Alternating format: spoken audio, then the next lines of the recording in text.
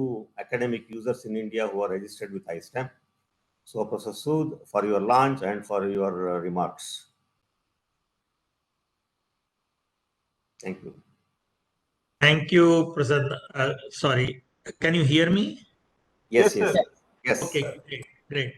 Thank you, Professor Shiv Shankar. Thank you, Professor Navkant Bhatt, Dr. Arun Bhardwaj, Dr. Sanjeev Kumar Srivastava, and all the participants for having me this afternoon for another feather in your cap of iSTEM.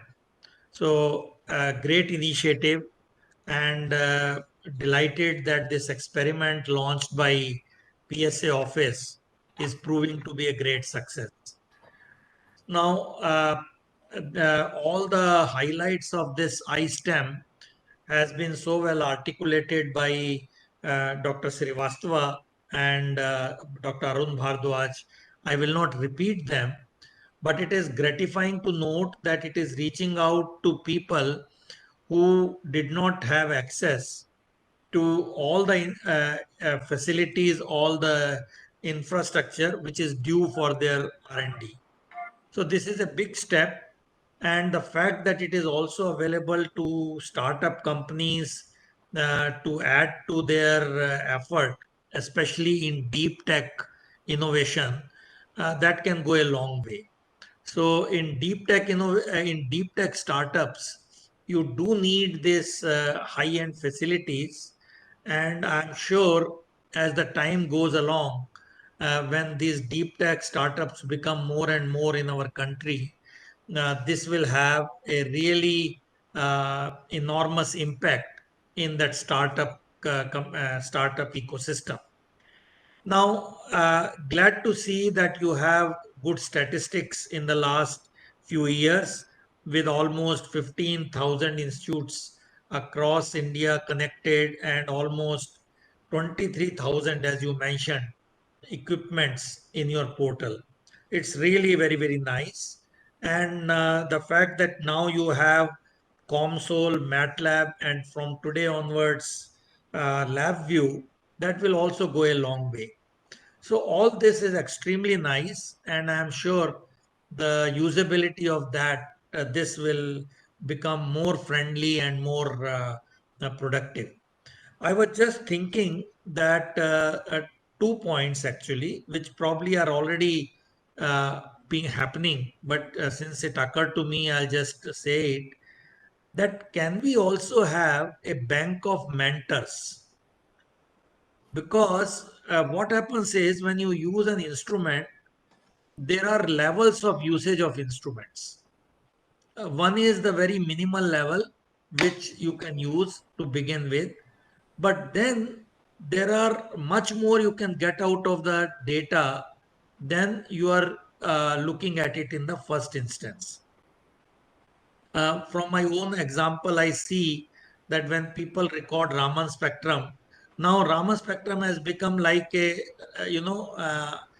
extremely common tool. But question is, have you got all what you have seen in the experiment? And very often I find that all the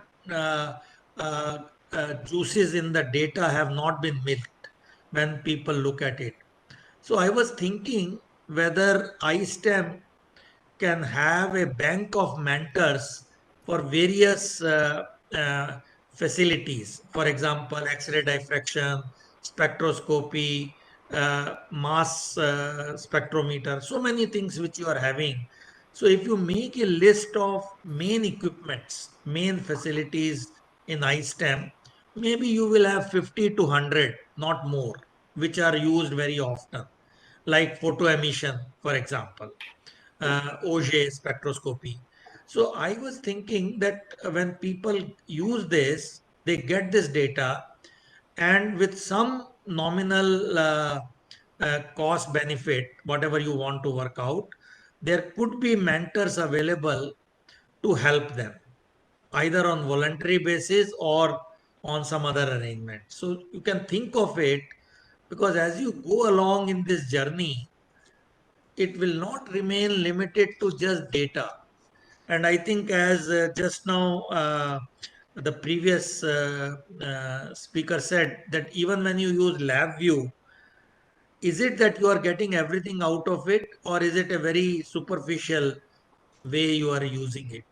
So you may think of it how to enhance the usage of these facilities in a much, much more efficient manner. This is one thing I thought you may like to think over and see how to evolve it. And second point, more from let's say 2 year down the line, when you want to go for let's say some analysis of how these things have been used, you may like to put the acknowledgement in a very specified manner for every user. So, for example, we have done the same thing for synchrotron facilities, which are funded by Department of Science and Technology. So we have a standard format like so and so. We would like to thank iSTEM for the usage of this through the Office of Principal Scientific Advisor, blah blah blah, so that the taxpayers' money is well acknowledged. Because 5 year down the line, you can be asked, what has it done? What has it produced? So when the publications come out or when startups make money in whatever may they want, they need to acknowledge this resource. So you have to make a formal arrangement of this. It's not a choice, it's a must.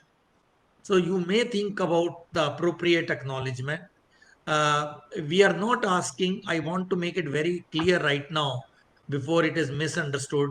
We are not asking for any co authorship. Please remember, this is, I'm saying, acknowledgement when they write up their results, whatever they do at the end of the document, they need to acknowledge iSTEM and how iSTEM has been funded. So you may like to keep it because 2 year or 3 year down the line, there would be some analysis of how it has benefited the S&T ecosystem. So then the simple search algorithm will pick it up. You don't even, I mean, you can always tell your users to send them a some line of where they have published their results and acknowledged. But even if they don't do it, you can go to any search engine and do it. So these two I thought could be helpful. And the third one was, which you said, the startups. Again, a very important part iSTEM can play, as I mentioned in the deep tech startup.